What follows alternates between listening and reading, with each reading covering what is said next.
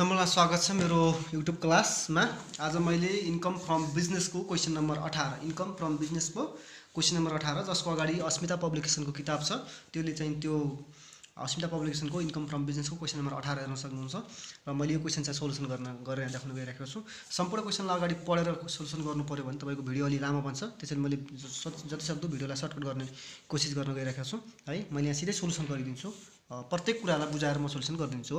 यहाँ भन्छ क्वेसनले mister Shyam Shrestha a trader has prepared a following profit and loss account for the previous year ending 32 असारमा भनेको छ। र कुनै श्याम श्रेष्ठको तपाईको ट्रेडिङ कम्पनीको चाहिँ प्रॉफिट एन्ड लस अकाउन्ट दिएको छ प्रिभियस इयरको, त्यसलाई आधार मानेर हामीले यहाँ के कुराहरू निकाल्नु पर्ने हुन्छ। के कुरा निकाल्नु पर्ने हुन्छ भने सबभन्दा पहिला एसेट इन्कम फ्रम बिजनेस निकाल्नु पर्ने हुन्छ, त्यसपछि ट्याक्सेबल इन्कम निकाल्नु पर्ने हुन्छ, त्यसपछि ट्याक्स लायबिलिटी निकाल्नु पर्ने हुन्छ। यो क्वेसनले भनेको हुन्छ तीनटा कुरा हामीले निकाल्नै पर्ने हुन्छ है।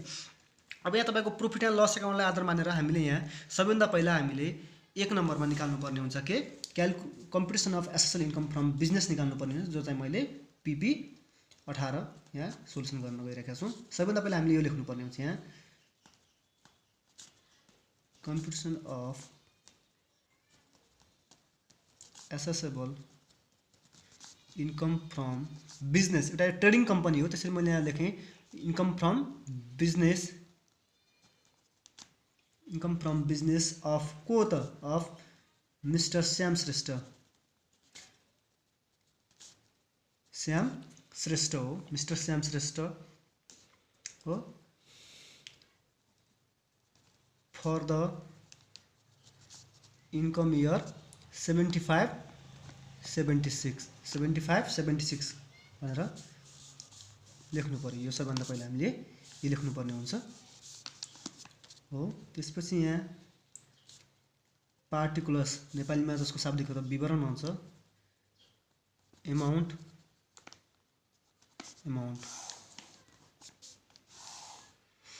हो। सबभन्दा पहिला यो फर्मेट मैले भनिसकेको छु पहिले पनि हो, क्लासमा 1 देखि 17 नम्बरसम्म गर्दाखेरि सेम कुरा हो, केही छैन। एडमिजिबल इन्कम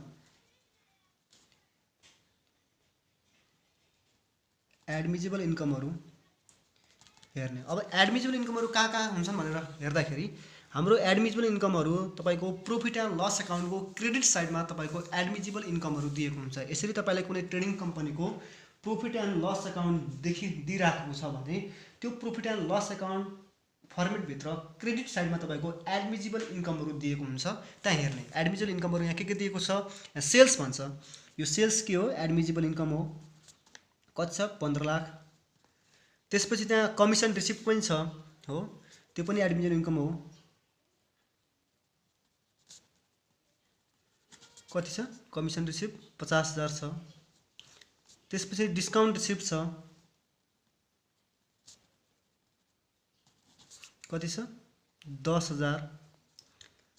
तपाईको डिभिडेन्ड नेटमा दिएको छ 5,000, यो चाहिँ आउँदैन किनभने डिभिडेन्ड तपाईले जुन प्राप्त गरिराख्नु भएको छ रेसिडेन्ट कम्पनीबाट प्राप्त गरेको डिभिडेन्ड भनेको त्यसमा अलरेडी तपाईले ट्याक्स तिरिसक्नु भएको हुन्छ। अर्थात् रेसिडेन्ट कम्पनीबाट प्राप्त गरेको डिभिडेन्ड भनेको तपाईको फाइनल विथहोल्डिङ पेमेन्ट हो अन्डर सेक्सन 92 अनुसार हो। त्यसैले फाइनल विथहोल्डिङ पेमेन्टहरुलाई हामीले एडमिजिबल इन्कममा राख्नु हुँदैन। अर्थात् तपाईले जुन डिभिडेन्ड प्राप्त गर्नु भएको छ त्यो डिभिडेन्डमा तपाईले ट्याक्स तिरिसक्नु भएको छ, त्यसैले त्यसमा तपाईले त्यसलाई ट्याक्स तिरिसकेको अमाउन्टलाई आम्दानीलाई तपाईले फेरि इन्कममा राख्न मिल्दैन, त्यसैले त्यसलाई नराख्ने। अर्को छ मिसलेनियस इन्कम भनेर दिइराखेको छ, विविध आम्दानीहरु।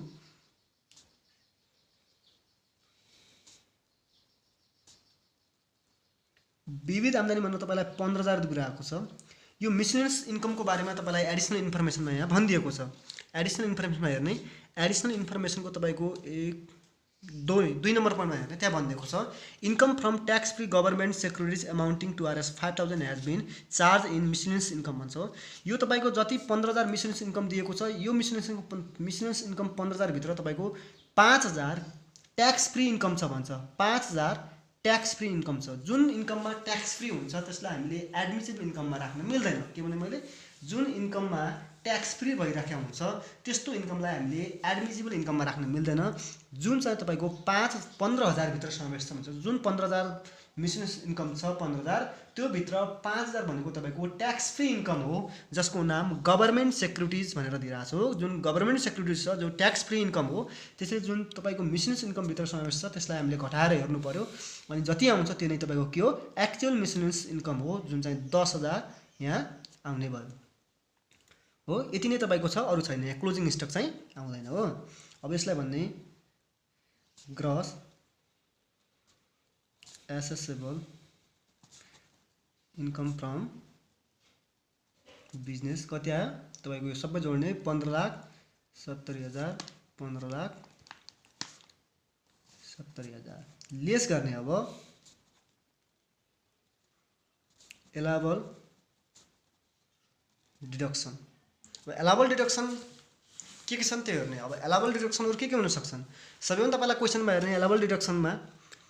अब एलाबल डिडक्सनहरू कहाँ हुन्छन् भन्दाखेरि त्यो तपाईँको जहिले पनि प्रॉफिट एन्ड लस एकाउन्टको डेबिट साइडमा ती एलाबल डिडक्सनहरू हुन्छन्। घटाउनु पर्ने खर्चहरू तपाईँको प्रॉफिट एन्ड लस एकाउन्टको डेबिट साइडमा हुन्छन् हो। हेर्दा नि ओपनिङ स्टक तपाईँको एलाबल डिडक्सन चाहिँ हो। यो ओपनिङ स्टक भयो, पर्चेस भयो, यी सबै कुराहरू के हुन्, कस्ट अफ ट्रेडिङ स्टक निकाल्नु पर्ने हुन्छ। मैले भने यो अघि ट्रेडिङ कम्पनी हो, यो ट्रेडिङ कम्पनीलाई मिस्टर स्याम सिस्टरले चाहिँ के गरिराखेको छ, तपाईँको चाहिँ रनिङ गरिराखेको छ हो। एउटा व्यक्तिले यो ट्रेडिङ कम्पनीलाई के गरिरहेको छ, रनिङ गरिराखेको छ। यदि तपाईँको प्रॉफिट एन्ड लस एकाउन्टमा क्लोजिङ स्टक, ओपनिङ स्टक या पर्चेस भनेर देखिन्छ भने त्यो तपाईँको cost of trading stock calculation गर्नको लागि दिएको कुराहरू हुन्। कस्ट अफ ट्रेडिङ स्टक निकाल्नको लागि तपाईँलाई क्वेसनमा ओपनिङ स्टक, क्लोजिङ स्टक या पर्चेस कुराहरू दिनु आवश्यक छ। त्यसैले यहाँ तपाईँको अब हामीले कस्ट अफ ट्रेडिङ स्टक निकाल्नु पर्यो। अब कस्ट अफ ट्रेडिङ स्टक निकाल्नको लागि दुई किसिमको छ, एउटा म्यानुफ्याक्चरिङ कन्सर्नमा कस्ट अफ ट्रेडिङ स्टक निकाल्नु पर्यो, एउटा ट्रेडिङ कन्सर्नमा कस्ट अफ ट्रेडिङ स्टक निकाल्नु पर्यो। अब यहाँ तपाईँको यो कम्पनी ट्रेडिङ कम्पनी हो, त्यसैले यहाँ ट्रेडिङ कन्सर्न अनुसार कस्ट अफ ट्रेडिङ स्टक निकाल्नु पर्यो। ट्रेडिङ कन्सर्न अनुसार हामीले कस्ट अफ ट्रेडिङ स्टक निकाल्नु पर्यो। त्यो कसरी निकाल्ने भन्दाखेरि मैले यहाँ तपाईँलाई देखाएँ। ट्रेडिङ कन्सर्न अनुसार कस्ट अफ ट्रेडिङ स्टक कसरी निकाल्ने भन्दाखेरि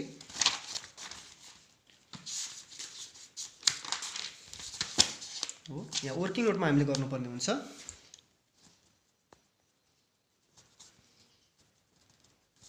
वर्किङ नोट नम्बर 1 मा हो,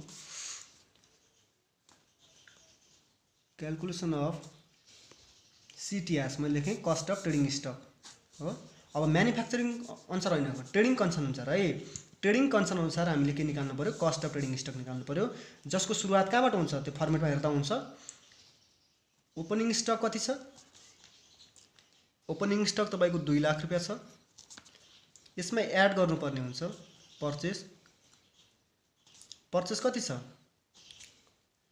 पर्चेस भनेको 8,50,000 छ। 8,50,000 छ। यो 8,50,000बाट तपाईँले माइनस गर्नुपर्ने हुन्छ के, 8,50,000बाट तपाईँले यहाँ माइनस के गर्नुपर्ने हुन्छ। यहाँ तल भनिदिएको छ 13 नम्बर पोइन्टमा के भनिदिएको छ भने purchase includes Rs80,000 cost of motorcycle भन्छ हो। यो 8,50,000 भित्र तपाईँले एउटा मोटरसाइकल पनि किन्नु भएको रहेछ। जुन मोटरसाइकल किनेको जुन कस्ट छ त्यो 8,50,000 भित्रै नै छ भनेर क्वेसनले भनिदिएको छ। यदि कुनै पर्चेस भित्र यदि फिक्स एसेट्सहरू किनेको कस्ट प्राइस दिएको छ भने त्यस्तो कस्ट प्राइसलाई तपाईँले के गर्नुपर्ने हुन्छ, घटाउनु पर्ने हुन्छ। यहाँ मोटरसाइकल किनेको पैसा पनि यो 8,50,000 भित्र भएको कारणले गर्दा त्यो मोटरसाइकलको कस्टलाई हामीले के गर्नु पर्यो, घटाउनु पर्यो। र तपाईँको जति अब आउँछ पर्चेस त्यो नै तपाईँको यहाँ ओपनिङ स्टक के गर्नुपर्ने हुन्छ, जोड्नु पर्ने हुन्छ। त्यो आउँछ 7,70,000 आउँछ। फेरि यसबाट लेस गर्नुपर्ने हुन्छ के, क्लोजिङ स्टक। क्लोजिङ स्टकलाई लेस गर्ने। अब यहाँ क्वेसनमा हेरौँ, क्वेसन अब 1 नम्बर पोइन्टमा भनिदिएको छ हेर्नुहोस् त, closing stock was valued at market price भन्छ। जुन तपाईँको माथि प्रॉफिट एन्ड लस एकाउन्टको चाहिँ क्रेडिट साइडमा जुन क्लोजिङ स्टक 1,50,000 देखिएको छ यो भनेको मार्केट भ्यालु, क्लोजिङ स्टकको के हो, मार्केट भ्यालु हो। हामीले CTS मा मार्केट भ्यालु घटाउने होइन, हामीले CTS मा कस्ट प्राइस घटाउने हो। त्यसैले मार्केट भ्यालु 1,50,000 हो भने त्यसो भने क्लोजिङ स्टकको कस्ट प्राइस कति हो त भन्दाखेरि यहाँ भन्दैछ the cost price of closing stock was कति हो, 1,25,000 भन्छ हो। त्यसैले कस्ट प्राइसलाई हामीले घटाउनु पर्ने हुन्छ, मार्केट भ्यालुलाई होइन। माथि दिएको हो चाहिँ मार्केट भ्यालु हो, तपाईँको अब कस्ट भ्यालु कति हो भनेर क्लोजिङ स्टकको तल दिएको छ त्यो कस्ट प्राइसलाई घटाउनु पर्यो, 1,25,000 घटाउनु पर्यो। अनि तपाईँको यहाँ आउँछ CTS कति आयो, CTS भन्दाखेरि 8,45,000 आयो वर्किङ नोट नम्बर 1 मा हो। त्यसैले मैले यहाँ लेखेँ cost of trading stock working note number 1, cost of trading stock working note number 1 कति 8,45,000। अर्को अब डिप्रिसिएसन निकाल्नु हो, एलाउबल डिप्रिसिएसन, यसलाई वर्किङ नोट नम्बर 2 मा निकालौँ। यसको डिप्रिसिएसनको कुरा मैले किन गरेँ भने यहाँ तपाईको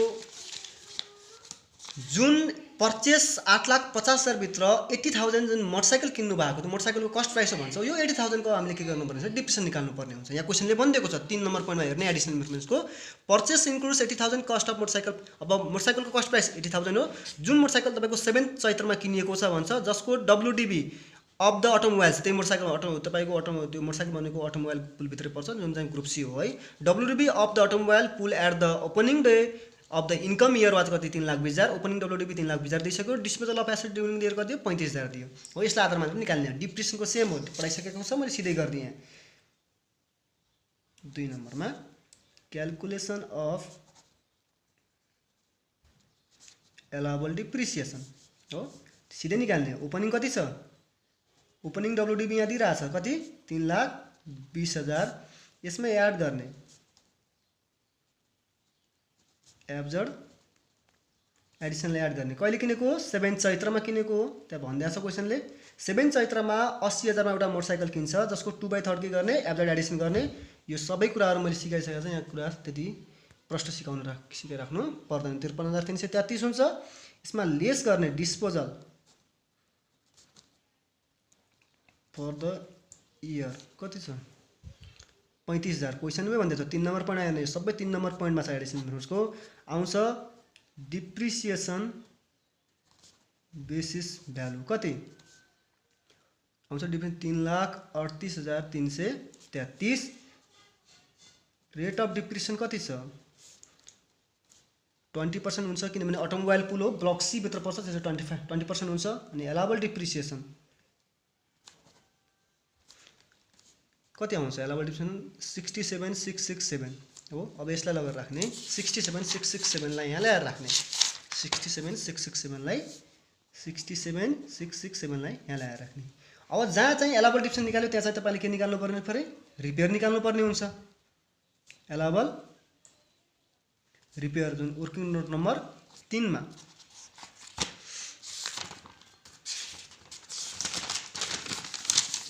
वर्किङ नोट नम्बर 3 मा हो। ल हेर्नुहोस् 3 नम्बरमा क्याल्कुलेसन अफ एलाउबल रिपेयर, यो सब सिकाएको छु डिप्रिसिएसनमा, मैले सिधै गर्दै हो। 7% अफ डिप्रिसिएसन बेसिस भ्यालु कति छ 3,38,333, यसको 7% चार्ज गर्ने कति हुन्छ, यसको 7% चार्ज गर्दाखेरि आउँछ तपाईको 23,683 आउँछ। और एक्चुअल कति छ, एक्चुअल रिपेयर क्वेशनमा दिएको छ, हेर्नुहोस् एक्चुअल रिपेयर भनेर दिएको छ 2, हेर्नुहोस् है profit and loss account debit साइडमा भनेको छ repair related to block c assets भनेर दिइरहेछ कति 10,000, यो भनेको एक्चुअल रिपेयर हो, आरएस 10,000। दुईटालाई कम्पेयर गर्ने विच एभर इज लोयर, दुईटालाई के गर्ने कम्पेयर गर्ने।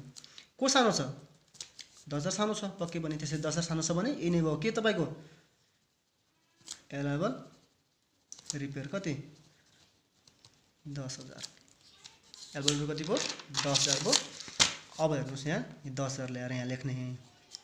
अब क्वेशनमा हेरौँ, अब क्वेशनमा के भनेको छ त्यो अनुसार हेर्दै जाऊँ हो।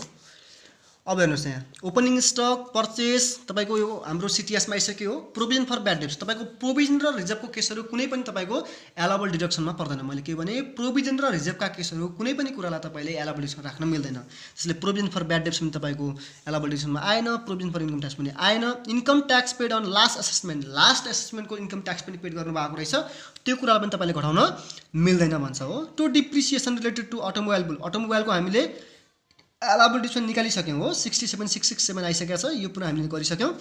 अर्को ब्याड डेब्ट्स आउँछ हो, ब्याड डेब्ट्स रहेछ त्यो वर्ष गत वर्षको त्यो ब्याड डेब्ट्स देखिएको रहेछ 8,000, त्यो कुरालाई हामीले के गर्नु पर्यो घटाउनु पाउँछ, लेख्ने यहाँ ब्याड डेब्ट्स खराब ऋण रहेछ कम्पनीको त्यो पनि घटाउन पायो 8000।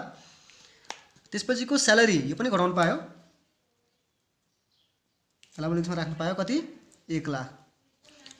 रिजर्भ फर कन्टिन्जेन्स भनेर 1 लाख रुपैयाँ दिएर मैले अघि भने रिजर्भ र प्रोभिजनको कुरा हामीले के गर्न पाउँदैन, घटाउन पाउँदैन, त्यसैले यो रिजर्भ फर कन्टिन्जेन्स पनि आएन 1 लाख। अर्को हस्पिटालिटी एक्सपेन्सेस यो घटाउन पायो, हस्पिटालिटी एक्सपेन्सेस भनेर कति दिइरहेछ 20000 यो पनि घटाउन पायो। अर्को चाहिँ फायर इन्सुरेन्स प्रिमियम आगलागी के अरे फायर इन्सुरेन्स प्रिमियम आगलागी बिमा यो पनि घटाउन पायो, फायर इन्सुरेन्स प्रिमियम कति 20000 यो पनि घटाउन पायो। रिलेटेड के अरे रिपेयर रिलेटेड टु यो पनि हामीले यसको वर्किङ नोट एलाइबल रिपेयर निकालिसक्यौँ, हो जो चाहिँ 10000 नै आएको छ, वर्किङ नोटमा पनि 10000 आएको छ, यहाँ पनि 10000 दिएको छ, सिधै यहाँ 10000 राख्ने होइन, वर्किङ नोट गर्नै पर्ने हुन्छ हो। अर्को टु लाइफ इन्सुरेन्स प्रिमियमलाई लिमिट गर्ने हो ट्याक्सेबल इन्कममा है, लाइफ इन्सुरेन्स प्रिमियमलाई लिमिट गर्ने कहाँ ट्याक्सेबल इन्कममा। डिफरेन्स इन ट्रायल ब्यालेन्स हामीले घटाउन पाउँदैन। अर्को डोनेसन यसलाई पनि ट्याक्सेबल इन्कममा हामीले के गर्ने हो त्यही देखाउने यसको इफेक्ट पनि। अर्को डिस्काउन्ट एन्ड कमिसन छ यो चाहिँ आउँछ हो, डिस्काउन्ट एन्ड कमिसन कति छ 39000 छ हो, यो चाहिँ यहाँ यति नै आउँछ होला, अरू के आउँछ अरू अहिलेसम्म यहाँ केही पनि छैन हो। अब हेर्दै जाउँ फेरि अरू एडिसनल इन्फर्मेसनमा के कुरा भनेको छ। अब एडिसनमा यो क्लोजिङ स्टकको कुरा भइसकेको छ, इन्कम यो पनि भइसकेको छ, यो पनि भइसक्यो।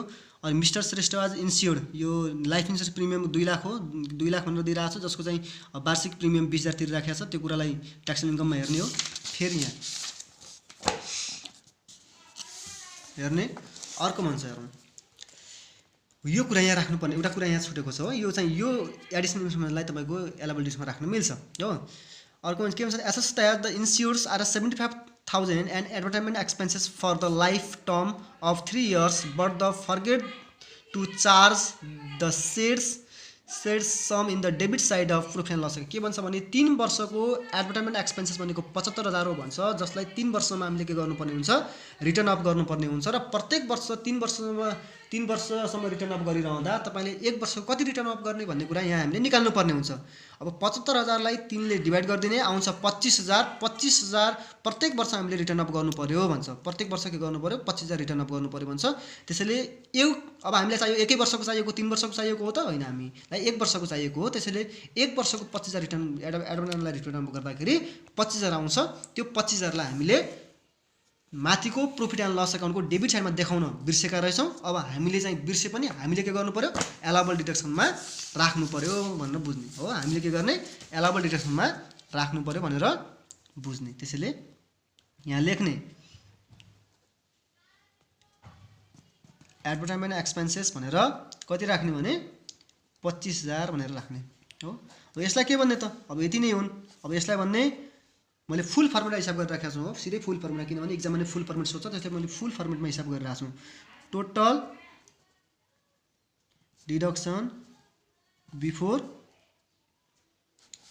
Deduction before PCCN R&D cost भनेर लेख्ने हो। कति आउँछ यो सबै जोड्यो भने 11,34,667 हेर्नुहोस् है त राम्रोसँग जोड्ने हो। 8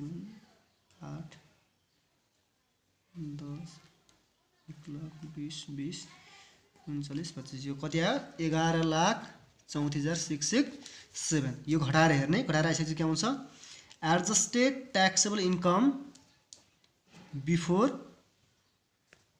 लस एडजस्टमेन्ट कति आउँछ मैले फुल फर्मुला हिसाब गरेर राखेको छु।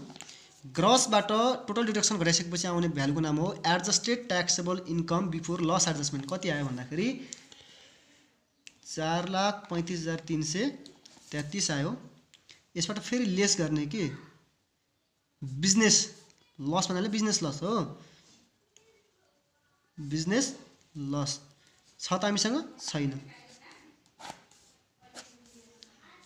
हो। फेरि आउने भ्यालुको नाम के हो त आयो कति 4,35,333। यसको नाम के हो adjusted taxable income for PCCN R&D cost. यति नै आयो। यसबाट लेस गर्ने एलाबल पिसिसिएन आरएनडी छ त? आरएनडी कस्तो छैन, यसको पनि निल। अनि तपाईँको एन्सर कति नै आयो त? एसेसेबल। तपाईँको एन्सर आयो एसेसेबल इन्कम फ्रम बिजनेस कति आयो? त्यही 4,35,333। सिधै एन्सर यहाँ आएको सिधै यो एडजस्ट ट्याक्स इन्कममा पनि तपाईँले सिधै योमा पनि एन्सर निकाल्न सकिन्छ हो 4,35,000। मैले सुबै फुल फर्मुला गरिदिए हो, किनभने फुल फर्मुला गऱ्यो भने तपाईँलाई त्यो फर्मुला याद हुन्छ भनेर फुल फर्मुला मैले हिसाब गर्दा। त्यसैले तपाईँको एसेसेबल इन्कम फ्रम बिजनेस कति आयो?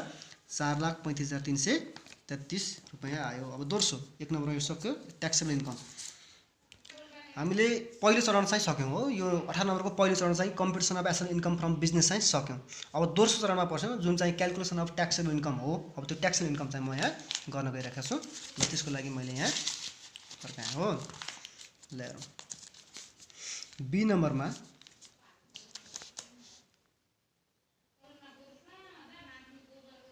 स्टेटमेन्ट अफ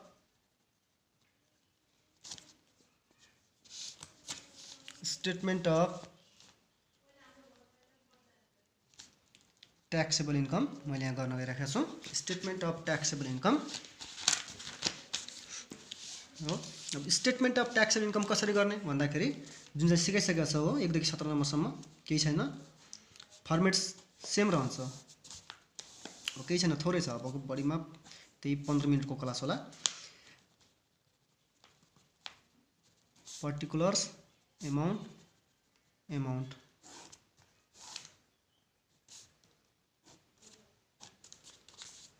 कहाँबाट स्टार्ट गर्ने? 3टै इन्कमलाई जोड्ने भन्छ हो।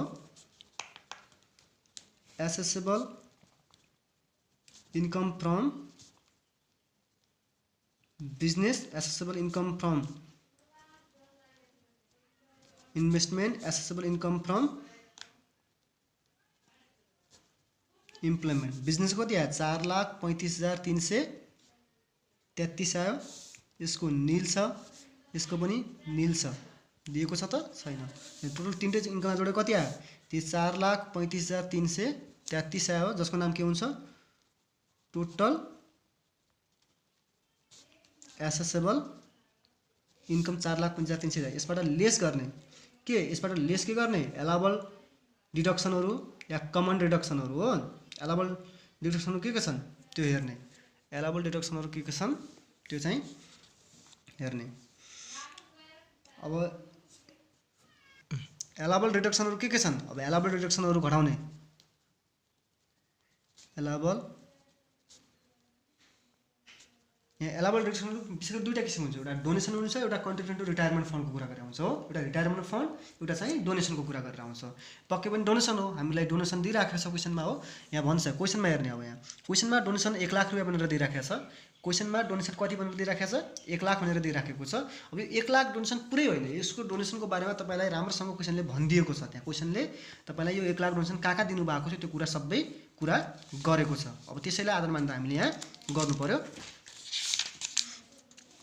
हो, गर्नु पर्यो। ल हेर्नुहोस्, डोनेसन इन्क्लुड्सको बारेमा भनिदिएको छ। सबैभन्दा पहिला त 1 लाख रुपियाँ डोनेसन कहाँ दिनुभयो त्यहाँ कुरा गरेको छ।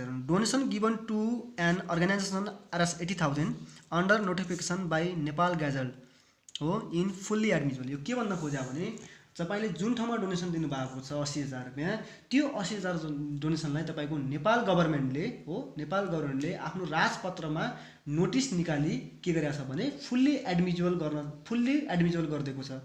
नेपाल सरकारले आफ्नो राजपत्रमा सूचना निकाली नोटिस निकाली तपाईँले दिएको 80,000 डोनेसनलाई के गरिदिएको छ? फुल्ली एडमिजिबल गरिदिएको छ भनेर भनिदिएको छ। यसको मतलब के हो भने यो 80,000 डोनेसनलाई तपाईँले सिधै लिमिट नगरेर के गर्न पाउँछ? घटाउन पाउँछ भने हो। यो 80,000 डोनेसनलाई के गर्नुपर्छ? सिधै लिमिट नगरेर तपाईँले के गरिदिनुपर्छ? घटाउनु पर्ने हुन्छ भने हो। किन घटाउनु पर्ने हुन्छ भने नेपाल सरकारले आफ्नो राजपत्रमा एउटा नोटिस निकाली तपाईँलाई यो 80,000 डोनेसन फुल्ली एडमिजिबल गरिदिएको छ भनेर बुझ्ने हो। फुल्ली के गरिदिएको छ? एडमिजिबल गरिदिएको छ भनेर बुझ्ने। फुल्ली एडमिजिबल गरिदिएको छ भयो। अर्को डोनेसन गिभन टु अ बेगर, भिखारीलाई दिएको डोनेसनलाई हामीले के गर्न पाउन? लिमिट पनि गर्न पाउँदैन, लिमिट गर्न पाएन भने घटाउन पनि पाएन। अर्को rest of the donation amount has been given अर्को रहेछ donation given to a public स्कुललाई दिएको 15,000 डोनेसनलाई के गर्ने तपाईँले लिमिट गर्ने पब्लिक स्कुललाई दिएको डोनेसन के गर्ने जनरल डोनेसनको आधारमा त्यसलाई लिमिट गर्ने भन्छ लिमिट कसरी गर्ने त्यो अहिले म गर्छु अर्को rest of the donation amount has been given to a private nursing होमलाई दिएको डोनेसन तपाईँले के गर्न पाउँदैन घटाउन पाउँदैन त्यसैले मैले यसलाई सोल्युसन गरेँ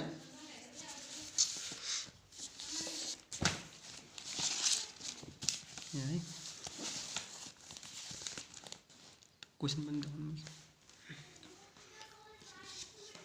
ल हेर्नुहोस् भयो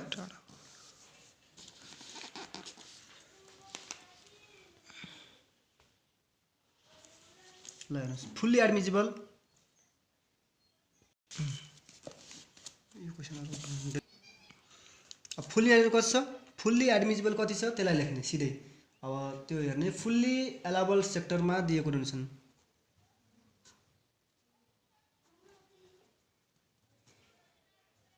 एलाबल सेक्टरमा 80,000 दिनुभएको थियो यो 80,000 लाई यहाँ यसरी घटाइदिने हो त्यसपछि तपाईको छ पब्लिक स्कुललाई दिएको डोनेसन हो अर्को चाहिँ तपाईको बेगरको पनि घटाउन मिल्दैन अर्को प्राइभेट नर्सिङ होमलाई पनि घटाउन पब्लिक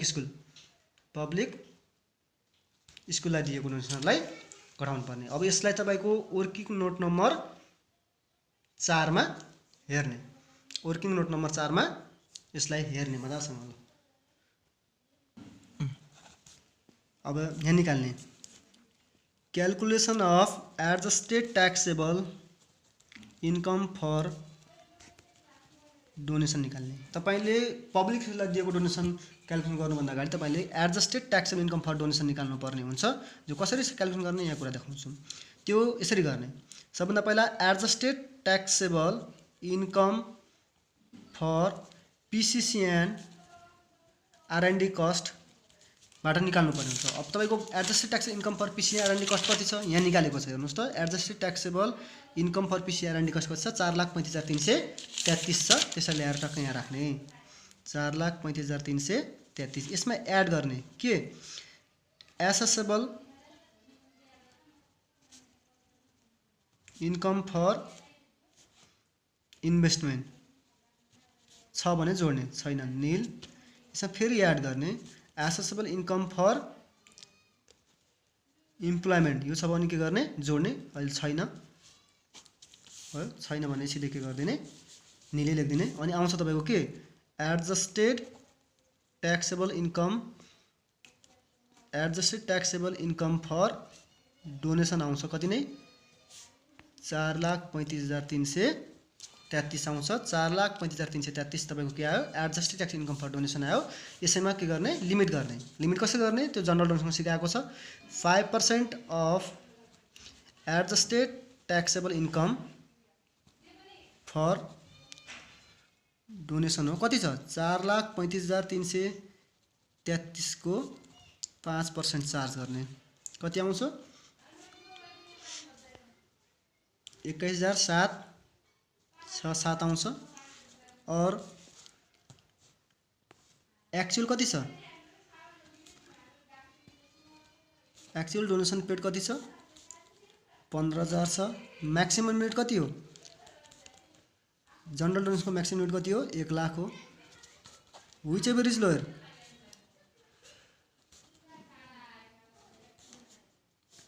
इज लोयर भन्दाखेरि तपाईको को सानो छ 15,000 सानो छ त्यसैले यहाँ आयो एलाबल डोनेसन कति आयो 15,000 आछ हो यो 15,000 ले तपाईलाई यहाँ लगेर राख्ने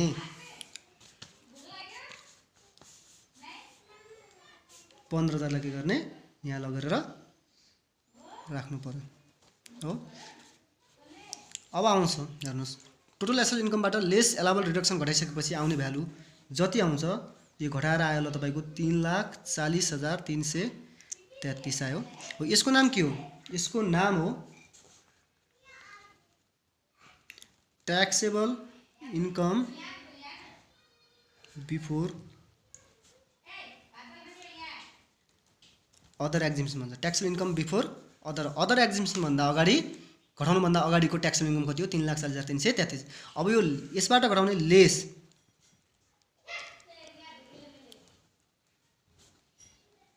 अदर एक्जिबिसन। अब लेस अदर एक्जिबिसन भन्नाले एलआइपी एचआइपी रिमोट एरिया ती दिएको छ भने घटाउने भन्छ हो। यो क्वेसनमा दिएको छ हामीलाई एलआइपी दिएको छ हो। यो क्वेसनमा हामीलाई के दिएको छ, एलआइपी दिएको छ, त्यो कुरालाई घटाउनु पर्यो। अदर एक्जिबिसन भन्नाले एलआइपी एचआइपी रिमोट एरिया पेन्सन इन्कम के छन् त्यो कुराहरू हेर्ने सबै लेखाएको छ।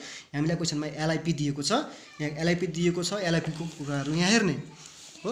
एलआइपी तपाईँको कति दिएको छ भन्दाखेरि यहाँ हेर्नुहोस्, यहाँ तपाईँलाई दिएको छ क्वेसनमा लाइफ इन्सुरेन्स प्रिमियम सेल्स कति छ, 30,000 छ।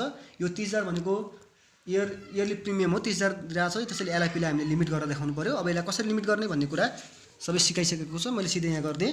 यसलाई कसरी लिमिट गर्ने भन्दाखेरि अदर एक्जिबिसन भन्नाले यहाँ एलआइपी दिएको छ, उसको आफ्नो हो, यहाँ क्वेसनले भनिदिएको छ सेल्फ हो। अब हेर्नुहोस्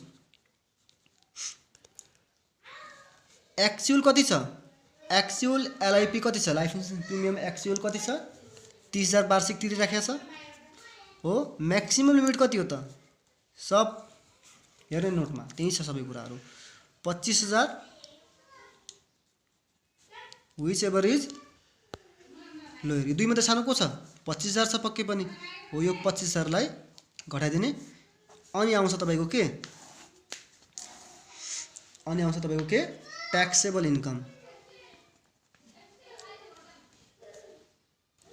कति आयो घटाएर हेर्ने 3,15,333 बन्छ।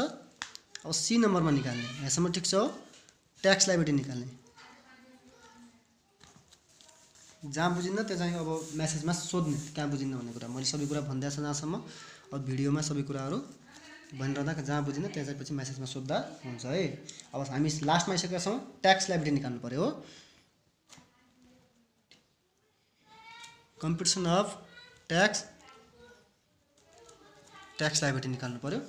अब ट्याक्स लाइबिलिटी कसरी निकाल्ने, सिङ्गल हो होइन। मिस्टर स्याम श्रेष्ठलाई हामीले सिङ्गल मानेर गर्नुपर्ने हुन्छ, सिङ्गल मानेर होइन, सिङ्गल नै हो। त्यसले सिङ्गल मानेर यसलाई ट्याक्स लाइबिलिटी निकाल्नु पर्यो हो। अब स्ल्याब रेटहरू मैले सबै सिकाइसकेको छ, क्लासमा राम्रोसँग सिकाएको हो, त्यो पनि मैले यहाँ भने। ल हेर्नुहोस्, सिङ्गलको केसमा पहिलो स्ल्याब जो फर्स्ट स्ल्याब छ, फर्स्ट आरएस सिङ्गलको केसमा कति थियो, 3,50,000मा के थियो, निल थियो हो। हामी अहिले बिजनेसमा छौँ है, इम्प्लोइमेन्ट छैन। सिङ्गलको फर्स्ट स्ल्याबमा तपाईँको 1% हुन्छ, इम्प्लोइमेन्टमा भने बिजनेस के हुन्छ, निल हुन्छ, बिजनेसमा के हुन्छ, निल हुन्छ। त्यसैले मैले हेरेँ फर्स्ट स्ल्याब 3,50,000मा तपाईँको के हुन्थ्यो, निल हुन्थ्यो। त्यो समय तपाईँसँग यहाँ 3,50,000 पुरै रकम छ त, 3,50,000 पुरै रकम छ, छैन, कति छ, 3,15,000 छ। त्यो 3,15,333 मात्र छ। त्यसैले यहाँ 350 लेख्न मिलेन। सिङ्गलको पहिलो स्ल्याबमा 350 हो, तर हामीसँग 350 चाहिँ छैन। त्यसैले जति छ त्यति लेख्ने, 3,15,333। यसलाई सिङ्गल अप टु आरएस कति 3,50,000 हुनुपर्ने हो, तर हामीसँग छैन, जति छ त्यति लेखिदिउँ हामीले हो। निल हो नि, निल हो छ। अब हामीसँग पैसा छ अरू छैन, यहीँ माथि नै पैसा पुगिरहेको छ नि, तल पैसा हुने कुरै नै भएन। त्यसैले तपाईँको यहाँ ट्याक्स लाइबिलिटी पनि कति नै आयो, निल नै भयो। यति नै यसको एन्सर हो। यो क्वेसनहरू चाहिँ जहाँ जहाँ बुझिन्न त्यहाँ सोध्ने, जहाँसम्म मैले सबै कुरालाई समेटेर लगिराखेको छु है। अब अन्य क्वेसनको लागि अर्को भिडियोमा हेरौँला। नबुझेको कुरा, यहाँ क्वेसनमा नबुझेको कुरालाई म्यासेजमा सोद्धा हुन्छ र अर्को भिडियो ल्याएर म आउनेछु। र अर्को भिडियोमा म क्वेसन नम्बर 19 ल्याएर आउनेछु। क्वेसन नम्बर 19 जो चाहिँ इक्जामको लागि अलि महत्त्वपूर्ण छ। आजलाई यति नै।